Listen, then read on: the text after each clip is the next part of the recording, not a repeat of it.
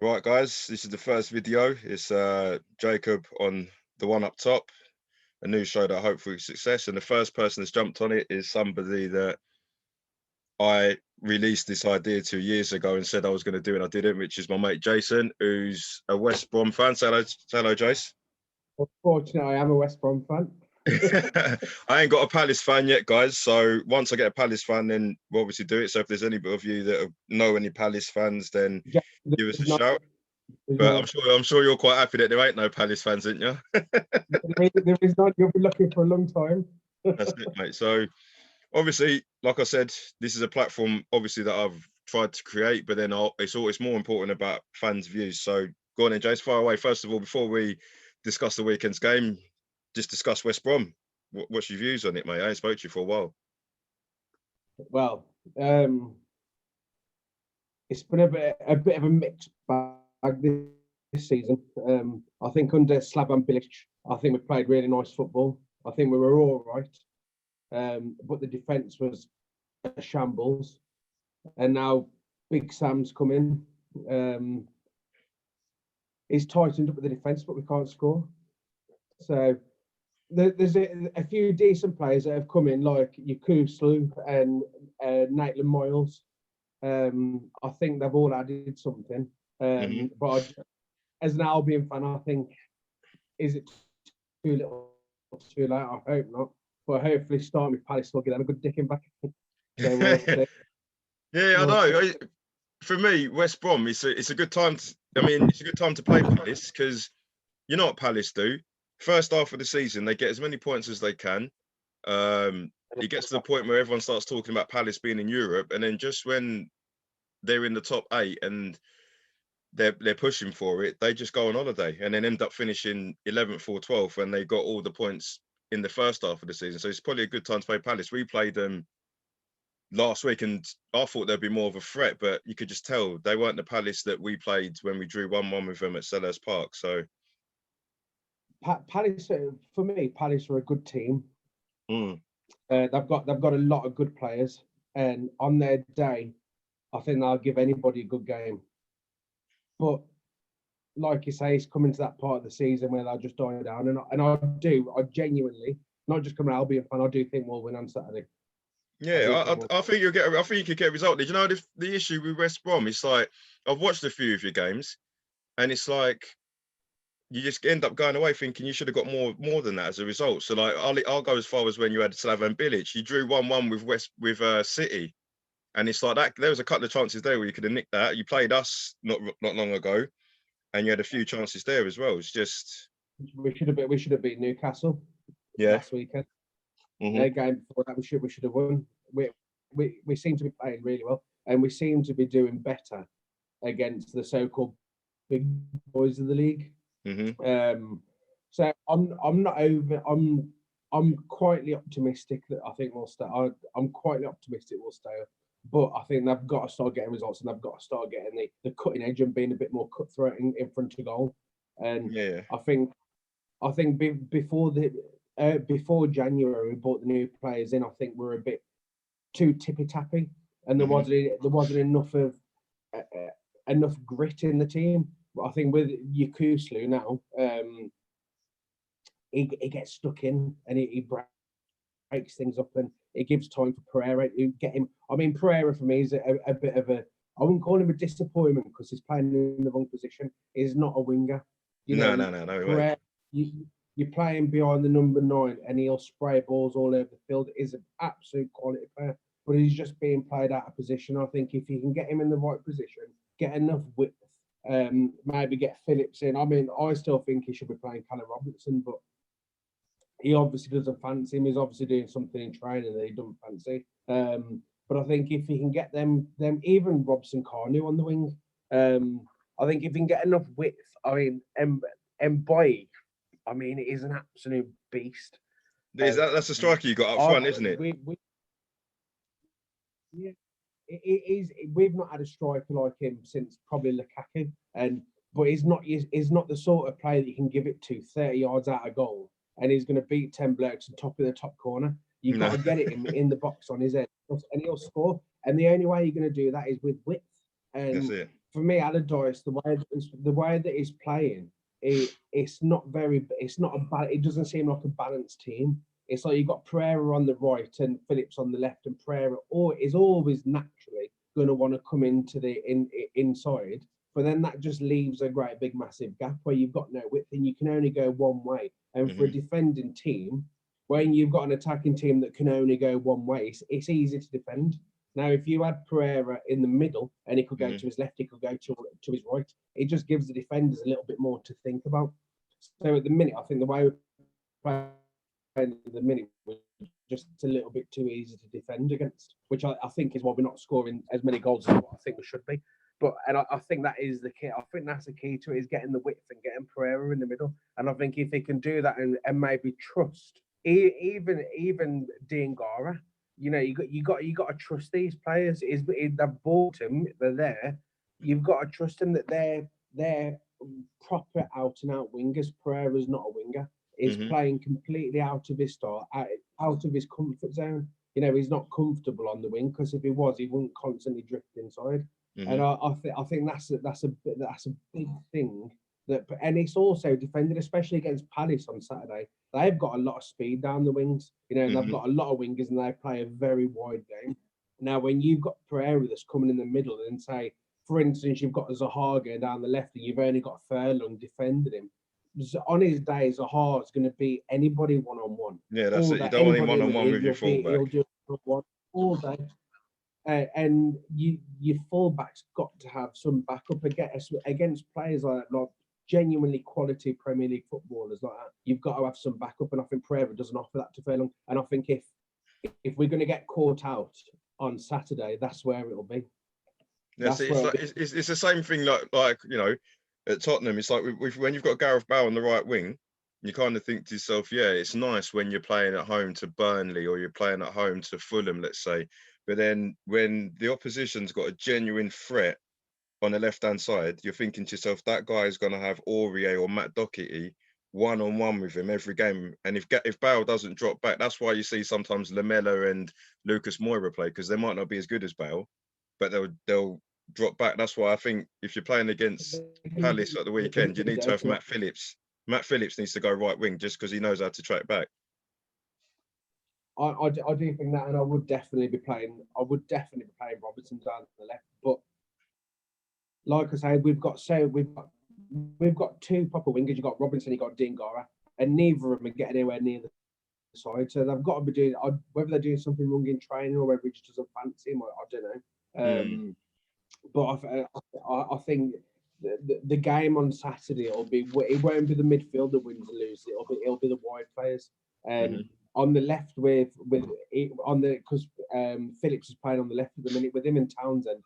I mean, Connor Townsend, I never really fancied him before, but the last probably 10 games, he's actually turned into a really good fullback under Allardyce, and I think that's where he has helped.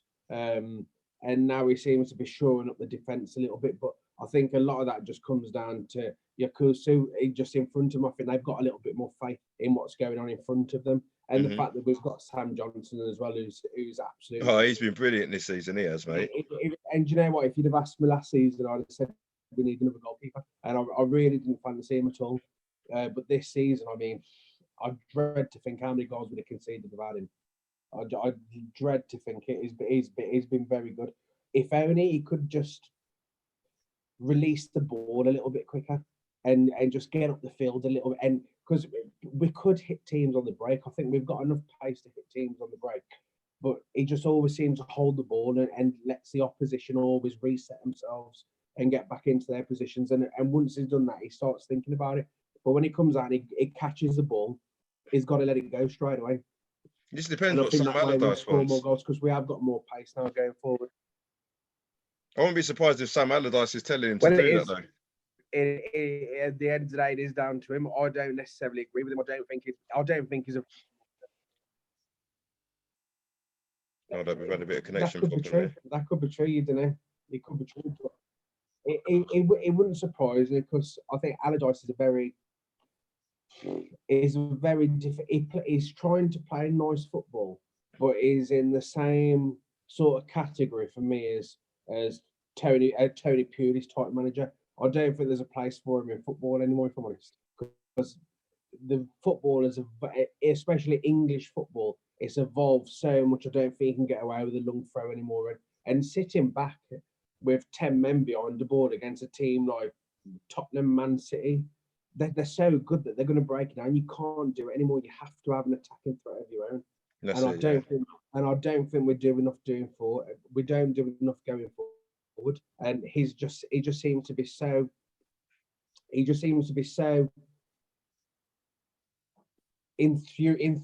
with what the defense are doing and making sure the defense is right. It's like he's forgot about the attack, and he doesn't really give a crap about it. But you can't park the bus anymore. You just can't do it because there's so many players now, and especially with this VAR as well. Don't even get me started on that. It's an absolute nightmare. You just can't get away with anything anymore. And when you're trying to park the bus all the time, you see it all the time. Every Foden, I mean, I know it wasn't a penalty, but it should have been a penalty the other night yesterday against Southampton. But when you've got these players that are just going down, they don't actually have to break it down anymore. All they've got to do is get in the box, feel a tap on the foot, and they've gone down. They've got a penalty in their head. Then what are you parking the buzz against? Then you can't exactly, because VAR is just a madness. It's like did you? I don't know if you'd have watched it yesterday. I watched PSG versus Barcelona, and the penalty that PSG got was ridiculous. Like, Icardi's going for the ball. He's not going anywhere near it. It doesn't matter how quick he's running or if anybody doesn't impede him. He's not getting anywhere near the ball. The keeper catches it. Defender behind him, I can't remember who it was. I think it was Frankie de Jong. He's looking one way and his foot's the other way, and he's clearly just stood on his ankle by accident. Now, I saw it straight away and thought, come on, he's done that by accident. And even if he didn't do by accident, he was never going to be on goal anyway. Anthony Taylor goes to have a look and he actually has a look at it and says penalties. It's baffling, mate. VAR is, mate, but we've got to get used to it, mate. VAR for me. What's that? VAR for me, it's still a personal opinion. It's still one referee making an opinion. Yeah, the thing is, it's not the technology; it's the people using it. Yeah, the technology's there, but it's still the people that are making the decision.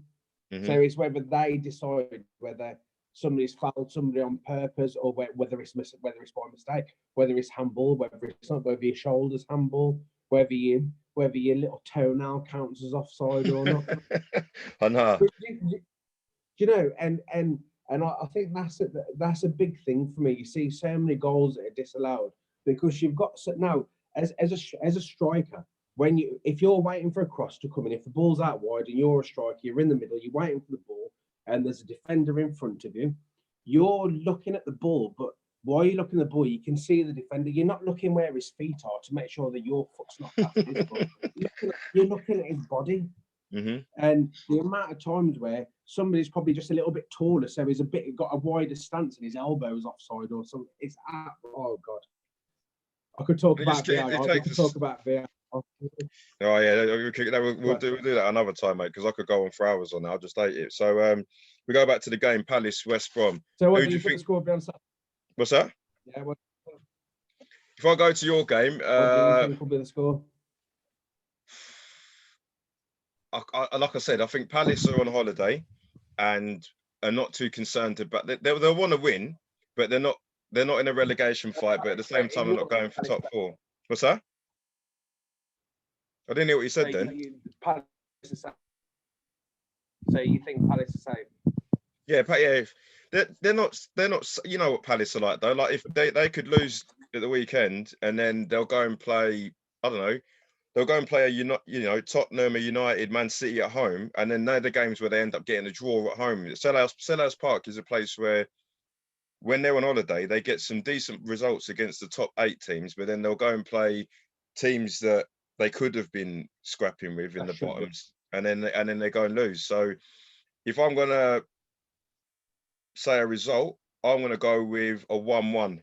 I'm gonna say that West Brom would be another one of those games where probably should have won it, VAR might get involved, but you just get to the point where it'll just be another nearly for West Brom. So I think 1-1. But if anybody's going to win, I'd go with West Brom. What do you think? I think it'll be 2-1 to the Albion. Saying that with your chest, mate. If you win that, then I think you got a good chance of staying up. I said that against Newcastle. I said Newcastle got a good chance that game goes, but they've got to start doing it. They've got to get cut for it. They've got to start scoring goals. It's all right keeping clean sheets, you know, and it's great that we are keeping clean sheets now, but you got to start scoring it. If you keep a clean sheet, you just need one goal, just one chance to go in. So, and I think they'll do it. I think they'll do it. I do genuinely think they'll do it. I think that they're playing better football. They're definitely gel now as a team. As long as he gets his tactics right, like I say, and I think it is going to be a game that's won and lost out in the wide areas. If he gets that right, he gets a team right, he gets the tactics right, we'll be all right. I think we'll have enough to beat Palace. And like I say, Palace are a very good team, but they're on the beach. I think they're safe. They're not in a relegation battle. They haven't got to worry about that. I think we'll beat them. We'll beat them. You got to have that confidence. I think we'll beat them. I think we're a better. I think we're a better team than them, and that's what does make them as an Albion fan. We're not the worst team in the Premier League. I don't think we've got some really good players. Pereira's on his day is unplayable. So yeah, I think 2-1 to the Albion. And who do you think the key players are going to be for West Brom tomorrow if you do get the victory? One player we ain't spoke about that's key for you guys is Conor Gallagher. I really do like him.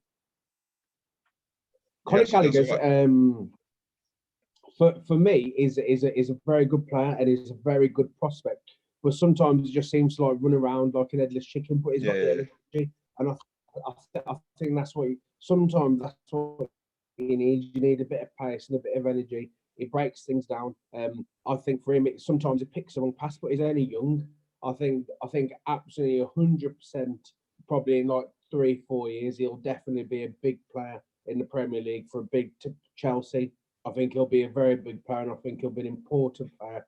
But at the minute, his decision making just needs to be a little bit better. But he'll run all day for you. And sometimes when you're in a scrap and you're in a dogfight, that's what you need. You need somebody that's just going to do the dirty work and run about and break things up and run the length of the pitch. It's not all of it. We're not in a position where we can just get away with playing tippy-tappy football. You know, you got to get stuck in. You got to fight for it. And he fights. So I do definitely like Gallagher. I think he's a very good player. Like I say, in 2 or 3 years, I think he'll be a massive player in the Premier League. Whether that's for Chelsea or whether it's somebody else, he will definitely be a massive player. But at the minute, is good enough for it. He's definitely good enough to be in the Albion team, and we need him. But I think Eddie is a good player now. But I think in 5 or 6 years, maybe less, he'll be an absolute top player. He will really well be a top player. I think as long as he just keeps his head and he doesn't go the same way as what a lot of young players go, where they've got all the potential, then they just drift out into nothing. But I don't think that'll happen with him because he's a grafter. He's a proper grafter. And I do like him, but like I say, in 5 or 6 years, I think he'll be a massive player and he'll be a really good player and he'll be known all over the world. Definitely. I agree. Very good player. Yeah, good player. Nice one, mate. So yeah, what we'll do now is obviously you'll watch the game. I wish you all the best in your endeavours, and we'll have a catch up in the next few days and have a review on the game afterwards as well. Yeah. Yeah, that'll be that kid. All right, I'll see you in a couple of days, mate. All right, in a bit. See you in a bit, Jace.